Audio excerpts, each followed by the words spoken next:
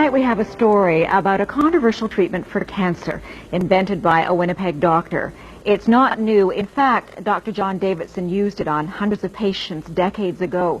What is new is that some 50 years after the doctor's death, more than half a century after his theories were dismissed as quackery, scientists are rekindling the flame of his research. With more on the legendary cancer doctor, here's CTV's medical specialist, Avis Fabro.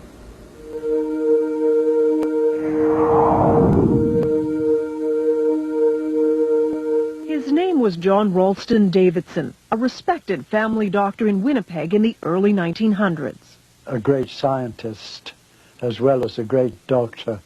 And this is Leslie Gurney Bishop, now 88, a journalist who documented Dr. Davidson's controversial treatment for cancer.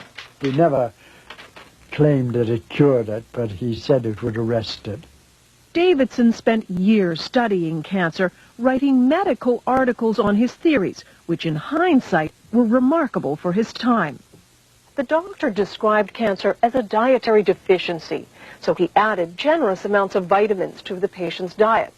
But he also said it was critical to boost the patient's own defenses against cancer. Davidson took fertilized hen's eggs just 9 days old and produced a powdered extract, which was then injected into patients with various forms of terminal cancer.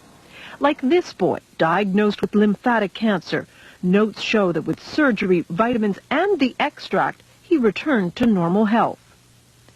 Over the years, Dr. Davidson treated hundreds of cancer patients. They all said, the ones I interviewed, all said that it had benefited them tremendously. Some said they were cured. Ruth Burke's father was one of Davidson's more famous patients. Harry Leader, the Member of Parliament for Portage-La Prairie, had been diagnosed with terminal bowel cancer by the Mayo Clinic in the U.S.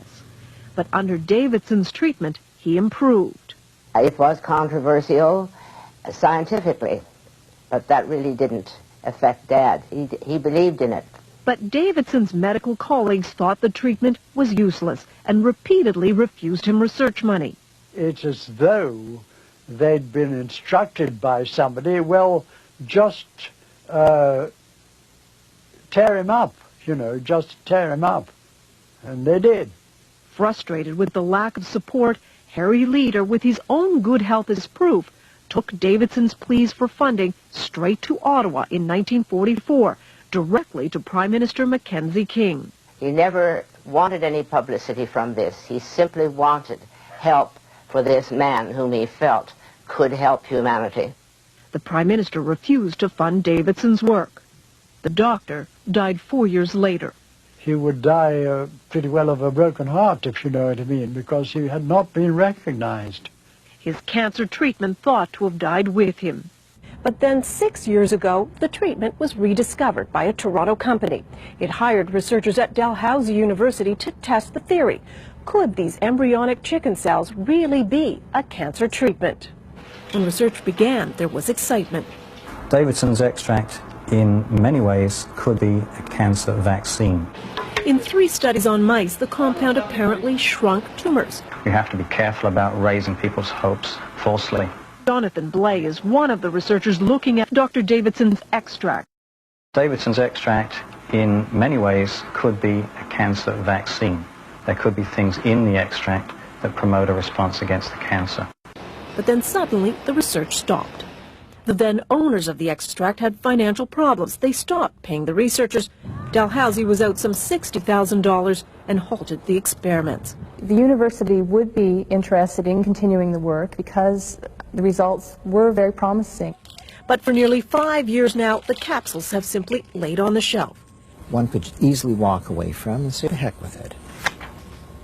But would we be leaving behind something that could potentially have significant impact for large numbers of people? But if there are no takers soon, the venture will die. A darn shame, says Dr. Bain, because we still won't have the answer. Was Dr. Davidson right?